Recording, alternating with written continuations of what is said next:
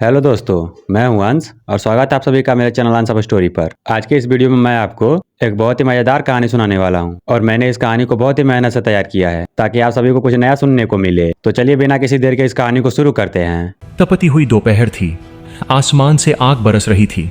तभी अचानक एक फ्लाइट अपना रास्ता बदलकर अंजनपुर नाम के एक सुनसान गांव में उतरती है। किसी को समझ नहीं आता कि आखिर यहां क्यों लैंड किया गया है। कुछ ही पलों में अनाउंसमेंट होता है, लेडीज एंड जेंटलमैन, मौसम की खराबी की वजह से किसी भी कंट्रोल टावर से संपर्क नहीं हो पा रहा है, इसीलिए हमें इस गांव में इमरजेंसी लैंडिंग करनी पड़ रही है। कृपया घबराएं नहीं, आज शाम तक फ्लाइट फिर से टेक ऑन ऑफ के लिए तैयार हो जाएगी। असुविधा के लिए खेद है। फ्लाइट जैसे ही जमीन पर उतरती है, चारों तरफ धूल ही धूल उड़ रही होती है। हरियाली के नाम पर रेत के टीले के बीच थोड़ी बहुत सूखी घास नजर आती है। ना कोई ढंग का एयरपोर्ट, ना कोई इमारत, बस एक सीधी सड़क जो एयरपोर्ट कहलाने के लिए काफी थी।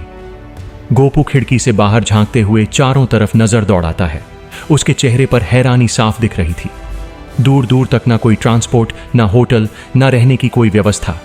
बाकी यात्री वहीं टेंट लगाकर रुकने का इंतजाम करने लगते हैं। कोई फोन लगाने की कोशिश करता है, कोई स्टाफ से बहस करता है, लेकिन गोपू थोड़ा अलग सोचता है। शाम तक की ही तो बात है, इतनी देर के लिए टेंट लगाने का क्या फायदा? क्यों ना थोड़ा गांव घूम लिया जाए। यह सोचकर वह अपना सूटकेस एक साइड में रख देता है और अंजनपुर गांव की ओर बढ़ जाता है। चलते चलते उसके जूते में रेत भर जाती है। पसीना उसकी आंखों में जाने लगता है, लेकिन वह फिर भी जिज्ञासा में आगे बढ़ता रहता है। जैसे ही वह गांव के अंदर पहुंचता है, तेज गर्मी उसे झुलसाने लगती है। पसीना उसके चेहरे से टपकने लगता है। अरे बाप रे, यहां तो जान निकल जाएगी। वह बड़बड़ाते हुए एक ठेले वाले के पास जाता है। भैया, एक ठंडा नींबू पानी देना। ठेले वाला मुस्कुराता है और उसे बेल का रस पकड़ा देता है। साहब, नींबू पानी भूल जाइए, ये पी लीजिए। हमारे यहां यही असली ठंडक देता है। आगे जाएंगे तो समझ जाएंगे। गोपू पहले तो मना करता है। ये क्या है भाई, मैंने नींबू पानी मांगा था। लेकिन ठेले वाला धैर्य से समझाता है, हमारे दादा परदादा के जमाने से यही पीते आ रहे हैं। पेट को ठंडा रखता है, शरीर को ताकत देता है। मजबूरी में गोपू नाक बंद करके उसे पी लेता है। स्वाद उसे बिल्कुल पसंद नहीं आता। छी यार, कैसा टेस्ट है।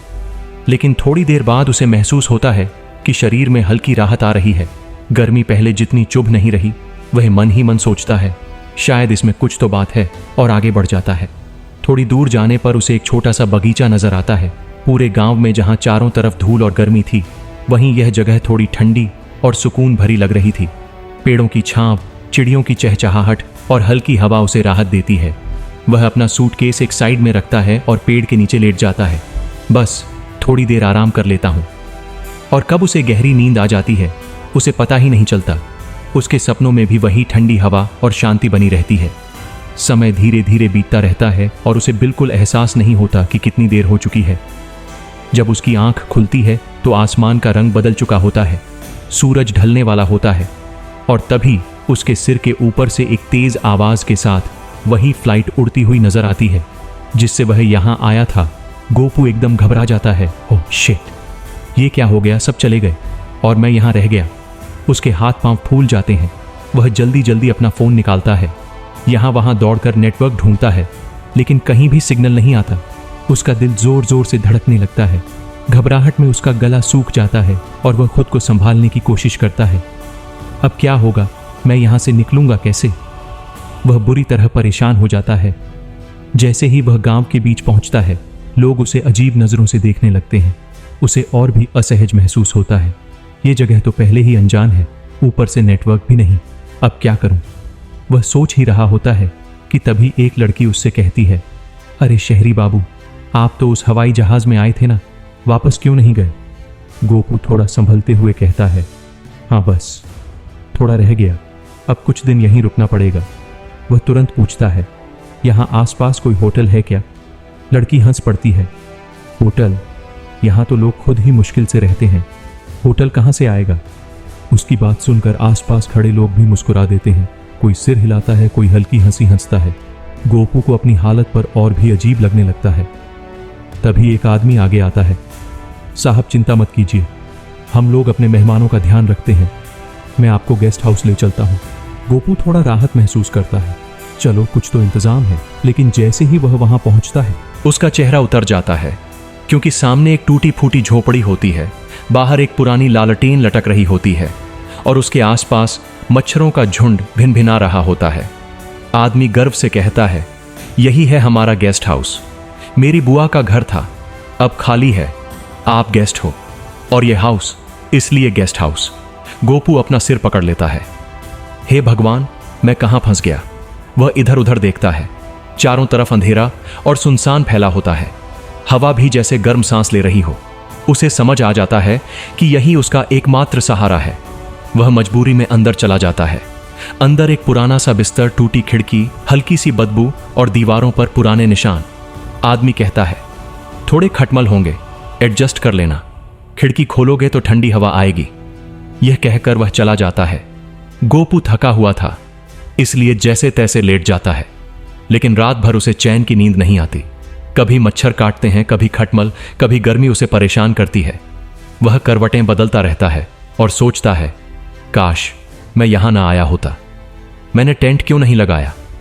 उसकी आंखें बंद होती हैं, लेकिन दिमाग चलता रहता है। कभी उसे घर याद आता है, कभी ऐसी की ठंडक, कभी ठंडा पानी, लेकिन यहां सिर्फ गर्मी और बेचैनी थी। सुबह होते ही वह उठता है और सबसे पहले फोन चेक करता है। आज भी नेटवर्क नहीं आया। वह झुंझलाते हुए बाहर निकलता है। बाहर का नजारा देखकर वह हैरान रह जाता है। कुछ बच्चे गोबर से भरे एक छोटे से गड्ढे में खेल रहे होते हैं। छी छी, ये क्या कर रहे हो तुम लोग। बच्चे हंसते हैं। आओ काका, इससे शरीर ठंडा रहता है। इतने में एक शरारती बच्चा गोबर का पानी उसके ऊपर डाल देता है।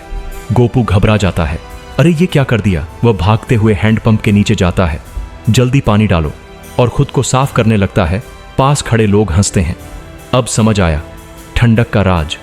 नहाने के बाद भी उसे बदबू महसूस होती है। वह मुंह बनाता है, कपड़े झाड़ता है और परेशान होकर इधर उधर देखने लगता है। तभी उसकी नजर एक बुजुर्ग महिला पर पड़ती है, जो अपने घर की दीवारों पर गोबर से लिपाई कर रही होती है। गोपू हैरानी से पूछता है, ये क्या कर रही हैं आप। लोग बताते हैं, इससे घर के अंदर ठंडक रहती है, ऐसी से भी ज्यादा। गोपू को विश्वास नहीं होता, लेकिन जब वह अपनी झोपड़ी में जाता है तो उसे सच में फर्क महसूस होता है। बाहर की झुलसाने वाली गर्मी के मुकाबले अंदर का माहौल ठंडा और सुकून भरा लगता है। वह हाथ से दीवार छूकर देखता है, सच में ठंडी है। वह धीरे धीरे समझने लगता है कि गांव वालों की बातें बेकार नहीं हैं। दोपहर में गांव वाले उसे सत्तू का शरबत पिलाते हैं। वह पहले मना करता है, नहीं चाहिए, लेकिन लोग हंसते हुए कहते हैं, नाक बंद करो और पी जाओ। गोपू मजबूरी में पीता है, लेकिन इस बार उसे स्वाद अच्छा लगने लगता है। अरे ये तो बुरा नहीं है। लोग बताते हैं, ये शरीर को ठंडा रखता है, ताकत देता है। कोई कहता है पेट भी सही रहता है, कोई जोड़ता है गर्मी में इससे अच्छा कुछ नहीं। गोपू अब ध्यान से सुनता है, पहले की तरह मजाक नहीं उड़ाता, बल्कि हर बात को समझने की कोशिश करता है। दिन बीतते जाते हैं। गोपू अब उतना परेशान नहीं होता। वह गांव के माहौल को समझने लगता है। लोगों की सादगी, उनकी समझदारी और प्रकृति के साथ उनका तालमेल उसे प्रभावित करने लगता है। वह देखता है कि गांव वाले पक्षियों के लिए भी पानी रखते हैं, जानवरों का ख्याल रखते हैं और बिना किसी शिकायत के अपने जीवन को खुशी से जीते हैं। वह सोचता है, शहर में सब कुछ होते हुए भी लोग खुश नहीं हैं, और यहाँ कुछ नहीं होते हुए भी ये लोग इतने खुश हैं। उसके अंदर धीरे धीरे एक नई सोच जन्म लेने लगती है। कुछ दिनों बाद वह एक पान वाले की दुकान पर जाता है, जहाँ एक पुराना टेलीफोन होता है। वह अपने दोस्त को फोन करता है और अपनी स्थिति बताता है। उसका दोस्त तुरंत उसे लेने आने का वादा करता है। अगली सुबह उसका दोस्त जीप लेकर वहां पहुंच जाता है। गोपू राहत की सांस लेता है और जल्दी जल्दी अपना सामान उठाकर बैठ जाता है। जब वह गांव छोड़ रहा होता है तो गांव वाले उसे मुस्कुराते हुए विदा करते हैं। उनकी आंखों में अपनापन झलक रहा होता है। कोई हाथ हिलाता है, कोई आशीर्वाद देता है। गोपू भी उन्हें धन्यवाद कहता है। आप लोगों ने बहुत कुछ सिखाया, और शहर की ओर रवाना हो जाता है। शहर लौटने के बाद वह फिर से अपनी पुरानी जिंदगी में आ जाता है। ऐसी आराम और सुविधाएं, सब कुछ पहले जैसा हो जाता है, लेकिन उसके मन में अंजनपुर की यादें और वहां के अनुभव घूमते रहते हैं। वह बार बार उन्हीं पलों को याद करता है। वहां ऐसी नहीं था, फिर भी ठंडक थी। यहां सब कुछ है, फिर भी सुकून नहीं। वह गहरी सोच में डूब जाता है। दिन रात यही बात उसके दिमाग में घूमती रहती है। एक दिन अचानक उसके दिमाग में एक आइडिया आता है। अगर वही गांव वाला अनुभव शहर में लाया जाए तो वह बिना देर किए बैंक जाता है, लोन लेता है और काम शुरू कर देता है। वह मिट्टी के छोटे छोटे घर बनवाता है, उन्हें गोबर से लीपता है, अंदर ठंडक का इंतजाम करता है, साधारण बिस्तर, मटका और देसी माहौल तैयार करता है। साथ ही सत्तू का शरबत, बेल का रस और ठंडा पान अपने मेन्यू में शामिल करता है। शुरुआत में लोग उसका मजाक उड़ाते हैं, ये कैसा बिजनेस है, कौन आएगा यहाँ। कोई हंसता है, कोई उसे पागल कहता है, लेकिन गोपू हार नहीं मानता। वह अपने काम में लगा रहता है। धीरे धीरे लोग उसकी तरफ आकर्षित होने लगते हैं। कुछ अलग है, ट्राई करते हैं, और फिर जो लोग आते हैं वो खुश होकर जाते हैं। कमाल है, बिना एसी के इतनी ठंडक। बचपन याद आ गया, गांव जैसा सुकून मिला। ऐसे ही एक एक करके लोगों की लाइन लगने लगती है। परिवार, दोस्त, बच्चे सब वहां आने लगते हैं। गोपू का छोटा सा आइडिया बड़ा बिजनेस बन जाता है। कुछ ही समय में वह बैंक का लोन भी चुका देता है और अपने काम को और बढ़ा देता है। अब लोग उसे पागल नहीं बल्कि समझदार कहते हैं।